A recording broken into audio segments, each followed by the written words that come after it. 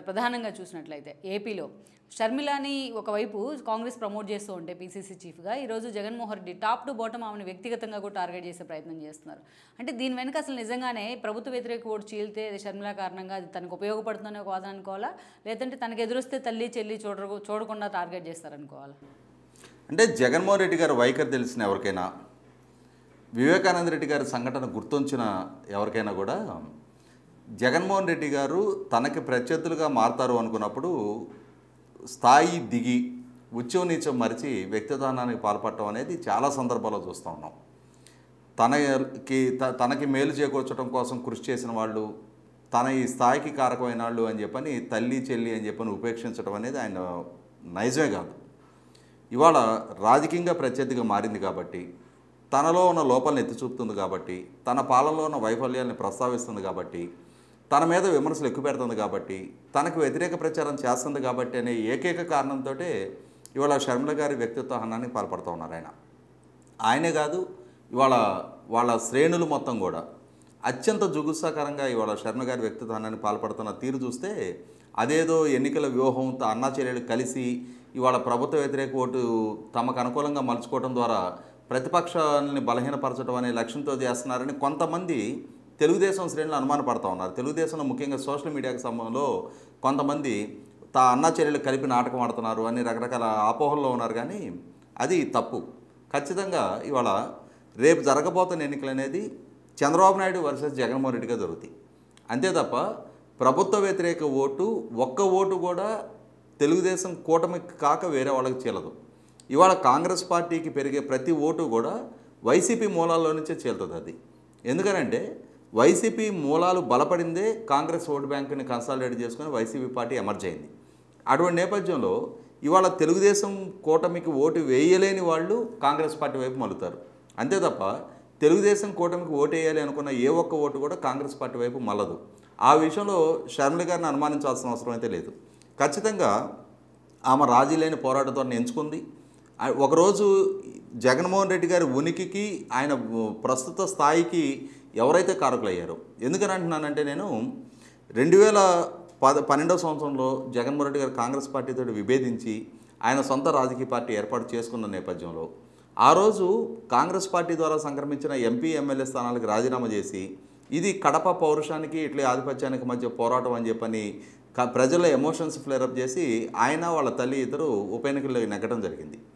కానీ ఎప్పుడైతే కాంగ్రెస్ పార్టీతో విభేదించి ఆయన తన సొంత రాజకీయ పార్టీ ఏర్పాటు చేసుకున్న కొద్ది రోజుల్లోనే ఆయన మీద అక్రమాస్తుల కేసులు నమోదైనవి. గౌరవ హైకోర్టు ఆదేశాలతోటి సిబిఐ విచారణ జరిగి అక్రమాస్తుల కేసు నమోదయ్యి ఆయన జైలు పాలయ్యారు. ఆ రోజు ప్రజల్లో కూడా విస్తృతంగా జరిగిన చర్చ ఏంటి అంటే, పార్టీ ఏర్పాటు చేసిన ఇంత కొద్ది కాలంలో ఇన్ని వేల కోట్ల రూపాయల అవినీతికి సంబంధించిన ఆరోపణలతోటి ఈయన అరెస్ట్ అయ్యి ఉన్న నేపథ్యంలో అసలు ఈ పార్టీ మనుగడ సాగుద్దా, భవిష్యత్తులో ఈ పార్టీ ఉనికి రాజకీయాల్లో కొనసాగుద్దా అని చెప్పని రకరకాల అనుమానాలు ప్రబలుతున్న సందర్భంలో నా అన్నకు తోడు నేనున్నా అని చెప్పని ఒక రకంగా ఆ పార్టీకి అండగా నిలబడింది. జగన్మోహన్ రెడ్డి అనే ఫ్యాక్టర్ని రాజకీయాల్లో సజీవంగా ఉంచింది షర్మిల. ఆ రోజు ఒక ఆడపిల్ల 3000 కిలోమీటర్ల పాదయాత్ర చేయడం అంటే చిన్న ఇష్యూ కాదు. మధ్యలో అమ్మాయికి ఈ కాలుకి మోకాలు ఆపరేషన్ జరిగింది. అయినా సరే దాని నుంచి రికవర్ అయినా కూడా మళ్ళీ పాదయాత్ర కొనసాగించిన తీరు మనం గుర్తు చేసుకోవాలి. తను బెయిల్ తీసుకొని జగన్మోహన్ రెడ్డి గారు బయటకు వచ్చే లోపుగా జగన్మోహన్ రెడ్డి గారికి మద్దతుగా కాంగ్రెస్ పార్టీ నుంచి శాసనసభ్యులు రాజీనామా చేసి ఉప ఎన్నికలను ఎదుర్కొన్న సందర్భంగా కూడా ఆ రోజు ప్రచార బాధ్యతలు మొత్తం కూడా షర్మిల గారు విజయలక్ష్మి గారు ఇద్దరే మోసారు.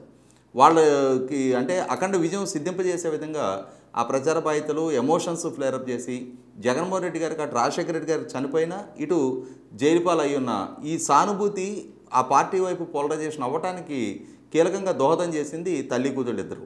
అటువంటి నేపథ్యంలో ఆయన తిరిగి 2014 ఎన్నికల్లో బలమైన ప్రతిపక్షంగా ఎమర్జ్ అవ్వగలిగాడు, ఆ పార్టీ బలపడింది అని అంటే 100కి 100 జగన్మోహన్ రెడ్డి గారి కృషి కన్నా కూడా మొదట్లో షర్మిల గారి కృషే కీలకం. ఈ తర్వాత 2019 ఎన్నికల వరకు ఆమె ప్రచార బాధ్యతలు నిర్వహించారు.